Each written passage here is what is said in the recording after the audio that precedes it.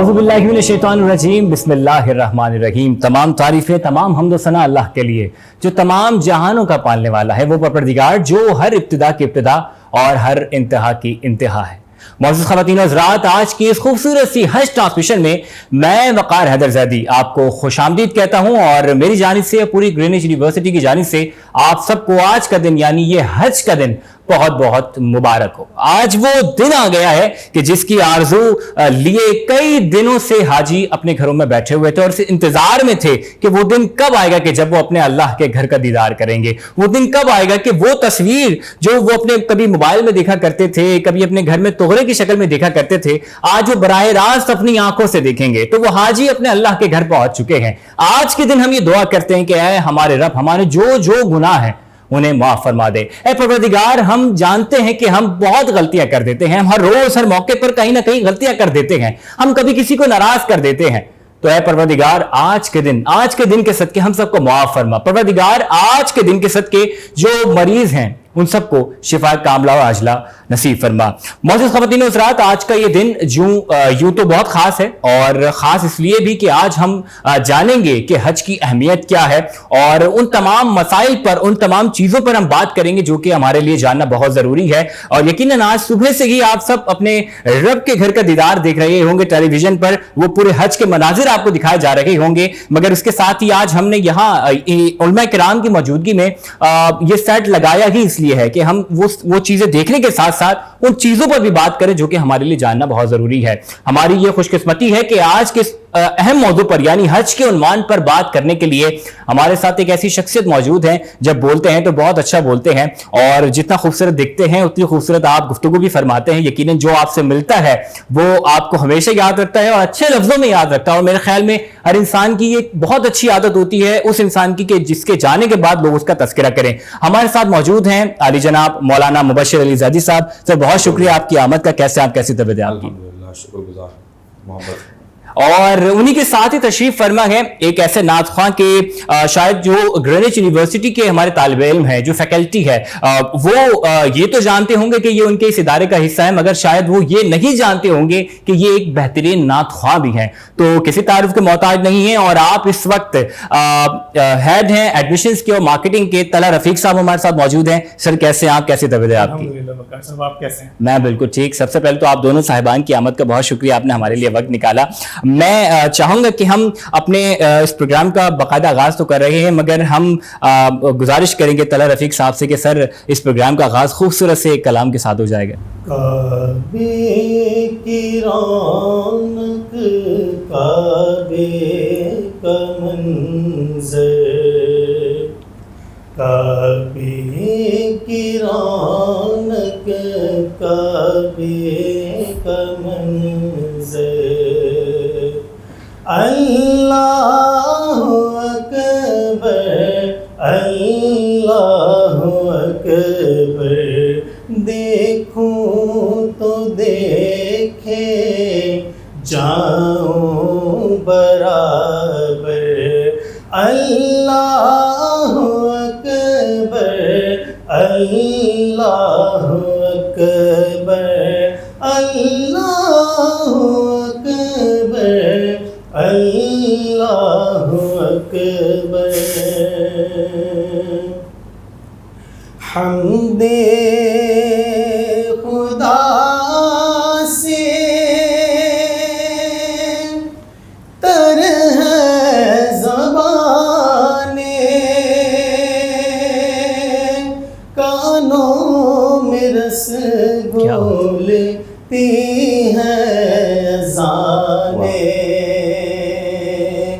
حمد خدا سے تر ہے زبانیں، کانوں میں رس گھولتی ہیں اذانیں، بس ایک صدا رہی ہے برابر، اللہ اکبر، اللہ اکبر، اللہ اکبر، اللہ اکبر۔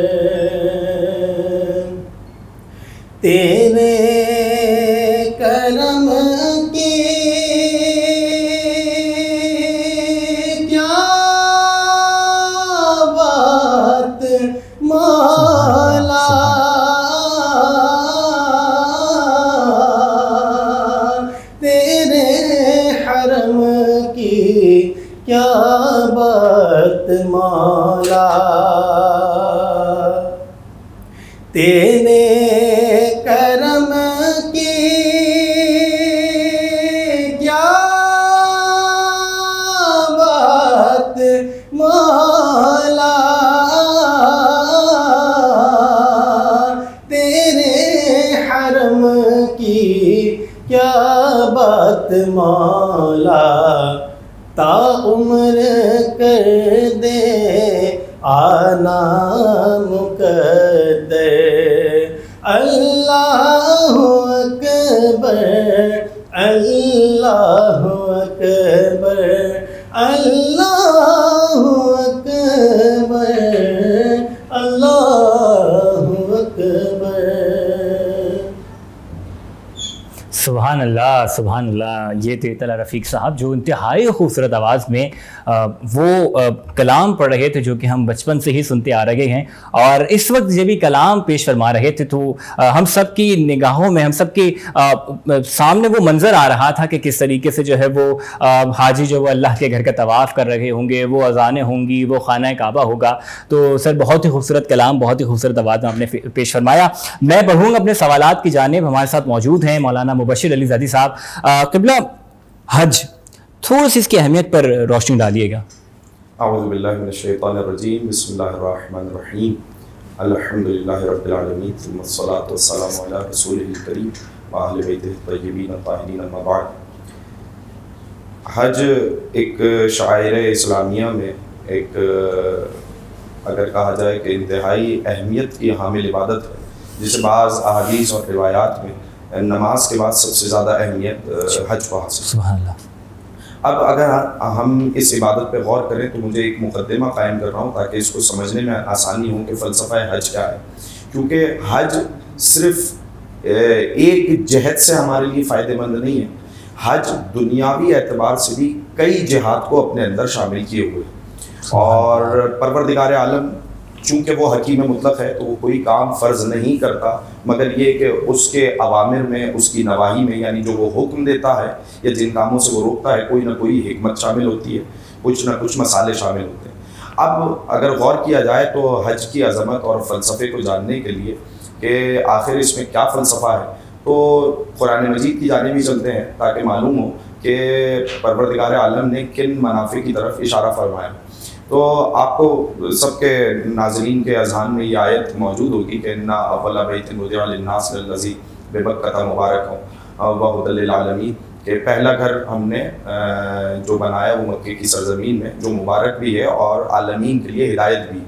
تو دو جہتوں سے دو صفات خانہ کعبہ کی بیان کی گئی کہ ایک مبارک ہے، باعث برکت ہے، اور برکت دیکھنے کا حقیقی مرحلہ آتا ہے حج کے دوران، کہ کس طریقے سے پروردگار عالم نے دنیا کی آبادی میں مسلمانوں میں برکت رکھی ہے، اور کس طریقے سے ان کی عظمت اور ان کی بڑائی کا ایک استعارہ بن گیا ہے یہ مناسک حج۔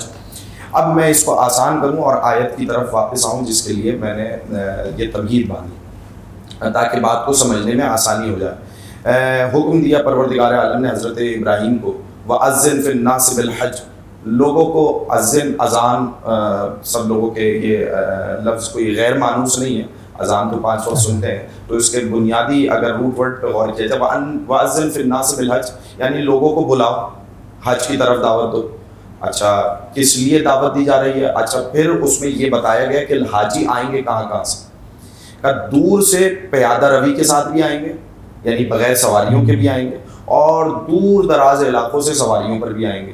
اچھا ہوگا کیا پروردگار؟ سوال یہ ہے کہ حج کا فائدہ کیا ہے؟ لِيَشْهَدُوا مَنَافِعَ لَهُمْ، تاکہ وہ خود اپنے فائدوں کو اپنی آنکھوں سے۔ کیا بات ہے، سبحان اللہ سبحان اب اللہ۔ یہ فائدہ کس اعتبار سے ہوگا؟ اب اس کے چند نکات ہیں، چند چیدہ، اور میں چاہ رہا ہوں کہ ان چیدہ نکات پہ ذرا توجہ کی۔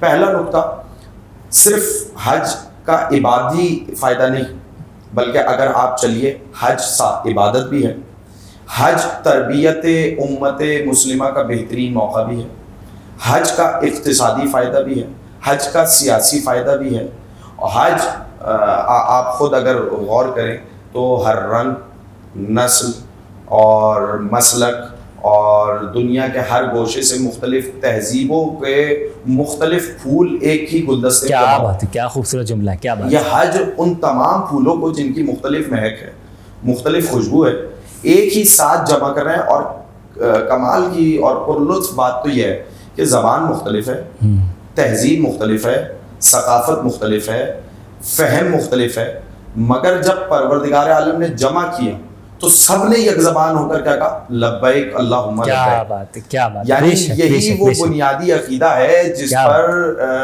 امت مسلمہ کی نیو رکھی گئی، بنیاد رکھی گئی.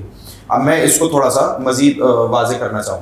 کچھ روایات اور کچھ احادیث کا مجھے یہاں پر سہارا لینا پڑے گا، اور میں چاہ رہا ہوں کہ ناظرین کی خدمت میں کہ اس کے چیدہ فوائد حاصل ہو جائیں. حج کے جو عبادی اور روحانی فائدے ہیں وہ اپنی جگہ پر ہیں، میں کچھ اور فوائد کی طرف بھی نشاندہی کرنا چاہتا ہوں، جن میں سے ایک امیر المومنین حضرت علی بن ابی طالب علیہ السلام نے وصیت کرتے ہوئے کہا اور اپنی اولاد کو وصیت کرتے ہوئے کہا کہ اللہ اللہ فی بیت ربکم، خانہ خدا کا خیال رکھنا، حفاظت کرنا. یعنی بیت ربکم، اپنے رب کے گھر کی حفاظت کرو. کس لیے؟ کہ اگر تم نے خانہ کعبہ کو چھوڑ دیا تو تم گم ہو جاؤ گے، تمہاری طرف نظر رحمت نہیں ہوگی. یعنی جملہ یہ ہے، اگر تم نے خانہ کعبہ کو چھوڑ دیا تو تم بلاؤں کا شکار ہو جاؤ. اللہ. اور یہ بات تو سب شاہد ہیں کہ جس زمانے میں بلا آئی اس زمانے میں حج کو ترک کیا گیا، یا کثرت حاجیوں کی تعداد کم ہو ایک حد. تو یہ امیر المومنین نے کہا. تو یہاں سے دو باتیں معلوم ہوئی. اگر تم نے خانہ کعبہ کو چھوڑ دیا تو تم گم ہو جاؤ گے یا تم پر نظر نہیں کی جائے گی. کیا مطلب؟ یعنی تم اپنی شناخت کھو دو گے، تم اپنی شناخت کھو دو گے. اسی لیے اس کو جو مضبوط کرتا ہے وہ ایک اور فقرہ ہے، وہ بھی نہج البلاغہ کا اور دیگر کتب میں اس کو نقل کیا گیا کہ فرمایا حضرت علی نے کہ یہ دین کی علامت ہے، علمن للدین. حج دین کی نشانی ہے. علم کیا ہوتا ہے؟ کسی بھی لشکر کی نشانی ہوتا ہے، پرچم ہوتا ہے. تو اگر اسلام کو دیکھنا چاہو، اسلام کی طرف نظر کرنا چاہو، ایک غیر مسلم ہے تو وہ اگر یکسوئی کے ساتھ اسلام کو دیکھنا چاہ رہا ہے تو وہ نظر کس کی طرف کرے گا؟ وہ ایسے اجتماع کی طرف کرے گا کہ جو شوکت امت مسلمہ کا مظہر ہے، جو پروردگار عالم کی کبریائی کو بیان کرتے ہوئے، جب ظاہر ہے کہ جب دو لشکر آمنے سامنے ہوتے ہیں اور انسان شیطان کے مقابل میں آ رہا ہے تو جب جنگ ہوتی ہے تو رجس پڑے جاتے ہیں، تب جملے ادا کیے جاتے ہیں تاکہ باطل کے سینے میں لرزہ پیدا ہو، تاکہ ان کا دل دہلے. جب لبیک اللہم لبیک کی صدائیں دشمنوں کے دلوں کو ہلائیں گی اور شوکت اسلام کا مظہر بنے گی. اسی لیے میں ایک جملہ نقل کرتا ہوں. ایک میں نام نہیں لیتا لیکن ایک سیاسی شخصیت جو مسلمان نہیں ہے، اس کا ایک فقرہ اور بڑا مشہور کلمہ ہے، بڑا مشہور جملہ ہے، میں اسے نقل کرنے لگا ہوں اس مقام پر. اور وہ فقرہ یہ ہے کہ وائے ہو مسلمانوں پر اگر وہ حج کے معنی کو نہ سمجھے. وائے ہو مسلمانوں پر اگر وہ حج کے معنی کو نہ سمجھے، اور وائے ہو دشمنان اسلام پر کہ اگر مسلمان حج کے معنی کو سمجھ جائیں. اگر مسلمان حج کے معنی کو سمجھ جائیں. اچھا، امام جعفر صادق علیہ السلام، وسائل الشیعہ میں تفصیلی ایک روایت ہے، میں اس کا ایک ٹکڑا نقل کر رہا ہوں. انہوں نے 3 اعتبار سے حج کے فوائد کو بتایا. اس میں سے پہلا فائدہ کیا ہے؟ پہلا فائدہ یہ ہے کہ لتعرفوا، تاکہ تمہیں پہچانا جائے، تم شناخت کے قابل ہو جاؤ. دیکھیں، انسان قبیلے میں، ملکوں میں، تہذیبیں میں کیوں بٹا ہوا ہے؟ تاکہ وہ شناخت کے قابل ہو جائے. اور ہم بحیثیت مسلمان، ہماری شناخت کیا ہونی چاہیے؟ اسلام ہونا چاہیے. اور حج اگر نہ ہو تو ہم شناخت کے قابل نہ رہیں، پہلی چیز. دوسری چیز اس کا اقتصادی فائدہ، کہ جب پرانے زمانے میں بھی دور دراز سے لوگ آ رہے ہیں تو ساتھ میں تجارتی مال بھی آ رہا ہے، اور جن لوگوں کو سال بھر کچھ کمانے کے لیے میسر نہیں ہے، حج کے زمانے میں کچھ سفر کے لیے راستے ہموار کر رہے ہیں، کچھ کھانے پینے کا انتظام کر رہے ہیں، تو اقتصادی طور پر آپ دیکھیں کہ ایک بوسٹ مل رہا ہے. تیسری بات، مختلف تہذیب و تمدن کے جب لوگ آ رہے ہیں تو امت مسلمہ میں ایک دوسرے کا احساس بھی پیدا ہو رہا ہے، ایک دوسرے سے مسائل جاننے کی واقفیت بھی پیدا ہو رہی ہے. میں آخری میں ختم کرنے لگا ہوں اس بات کو، لیکن یہ نہایت اہم، جب تک ہم ایک دوسرے کا احساس نہیں کریں گے تب تک امت میں وحدت قائم نہیں ہوگی. اور احساس کب ہوگا؟ جب ایک دوسرے کے ساتھ ہماری انٹریکشن، جب مختلف تہذیبیں آپس میں ملیں، جب ثقافت، ایک دوسرے کی ثقافت کو جاننے کا موقع ملے. جب شدت پسندی چھوڑ کر ہم کیا نام ہے میں اس کے لیے ایک دوسرے کو قبول کر سکتے ہوں صرف اس بنیاد پر کہ یہ بھی لا الہ الا اللہ کہنے والا ہے، ہم بھی لا الہ الا اللہ کہنے والے ہیں. اور سب سے بہترین موقع ہے اس کا حج کا. تو اس موقع پر آپ ایک دوسرے کی امت مسلمہ کا احساس کر سکتے ہیں. جب احساس ہوگا تبھی امداد ہوگی، تبھی ان کے لیے ان کے حقوق کے لیے آواز بلند ہوگی. کہیں اگر آواز امت مسلمہ کی دبائی جا رہی ہوگی تو گوشے گوشے سے جو یہ صدا آ رہی ہے یہ اس احساس کی مرہون منت ہے جو ہمیں حج اور اس جیسے عمرے اور خانہ خدا کی زیارت کے ذریعے سے مل رہا ہے. میں خلاصہ کلام کروں، یہ ایک اقتصادی اور تہذیبی اور وحدت کا نمونہ قرار پایا. اگر آپ عبادی طور پہ بھی دیکھیں تو عبادی طور پہ بھی بہت فوائد ہیں کہ جس میں احادیث میں ملا کہ جس نے حج کر لیا اس پر جنت واجب ہو گئی. جو ہر سال حج کی نیت کرتا ہے پروردگار اس کے رزق میں اضافہ کرتا ہے. 3 طریقے کے لوگ ہیں، ایک وہ کہ جو حج کرے تو اس پر جنت واجب ہو جائے، ایک وہ کہ جو حج کرے اس کے گناہ معاف ہو جائیں، ایک وہ کہ جو حج کرے تو پروردگار اس کی اور اس کے اہل و عیال کی حفاظت کا ضامن ہو جائے. اور یہ اہل و عیال کی حفاظت کا ضامن سب سے چھوٹا درجہ ہے حج کا.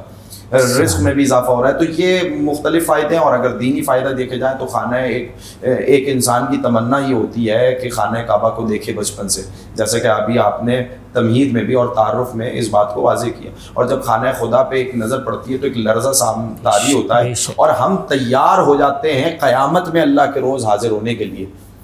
کہ جب خانہ خدا کی اتنی ہیبت اور لرزہ ہے اور ایمان کو تازہ کر رہا ہے خانہ خدا، تو سوچئے جس روز قیامت کے روز ہم پروردگار عالم کی بارگاہ میں پروردگار عالم کے سامنے اپنے اعمال کے ساتھ حاضر ہوں گے.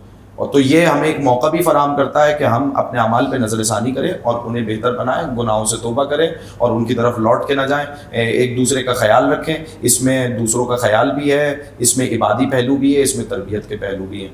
اب ظاہر ہے وقت کم ہے ورنہ دیگر تربیتی فوائد کی طرف بھی روشنی. کیا خوبصورت گفتگو آپ نے فرمائی ہے. اور جب آپ گفتگو فرما رہے تھے تو میں ایک چیز سوچ رہا تھا کہ انسان ہر وہ چیز جو کہ انسان کے ہاتھ سے بنی ہوئی ہے اس میں کہیں نہ کہیں ہمیں تفرقہ نظر آتا ہے. مثال کے طور پر اگر میں نماز کی ادائیگی کے لیے جا رہا ہوں تو میں اپنے مسلک کی مسجد میں جانے کو زیادہ اہمیت دوں گا. کوئی کسی اور عید کی نماز کی ادائیگی کے لیے جا رہا ہے تو وہ اپنے مسلک کی مسجد میں جانے کے لیے اس چیز کو فوقیت دے گا. لیکن یہ کیا عجیب بات ہے کہ جو چیز اللہ کا بنایا ہوا نظام ہے، جو چیز اللہ کے حکم پہ بنی ہے، اس کا اس کی الگ ہی روحانیت ہے. یعنی جیسے قبلہ نے گفتگو میں کہا کہ خانہ کعبہ وہ ہمارے لیے امت مسلمہ کے لیے وہ سینٹر پوائنٹ ہے کہ آپ کسی بھی رنگ کے ہوں، کسی بھی زبان کے ہوں، کسی بھی مسلک سے تعلق رکھتے ہوں، کسی بھی ملک سے آئے ہوئے ہو، آپ نے آنا اپنے اللہ کی بارگاہ میں ہوتا ہے. سب ایک ساتھ کھڑے ہوتے ہیں. نہ کسی کو اس بات پر کوئی اعتراض ہوتا ہے کہ میرے ساتھ کھڑا شخص جو ہے وہ کالا ہے، یا میرے ساتھ کھڑا شخص وہ دوسری زبان بولتا ہے، یا میرے ساتھ کھڑا شخص کسی دوسرے مسلک سے تعلق رکھتا ہے. وہ اللہ کے حکم پہ لوگ آئے ہیں. اور وہی بات ہے کہ اللہ نے بھی جس طریقے سے قرآن میں کہا ہے کہ اللہ کی رسی کو مضبوطی سے تھام رکھو اور ٹکڑوں میں نہ بٹ جاؤ. اور اس کا عملی ثبوت اگر ہمیں دکھائی دیتا ہے تو وہ اس حج کے موقع پر دکھائی دیتا ہے. معزز خواتین و حضرات، یہاں پہ وقت ہوا چاہتا ہے ایک مختصر سے وقفے کا. ہماری یہ حج کی ٹرانسمیشن جاری ہے، کہیں مت جائیے گا. ملتے ہیں ایک بریک کے بعد.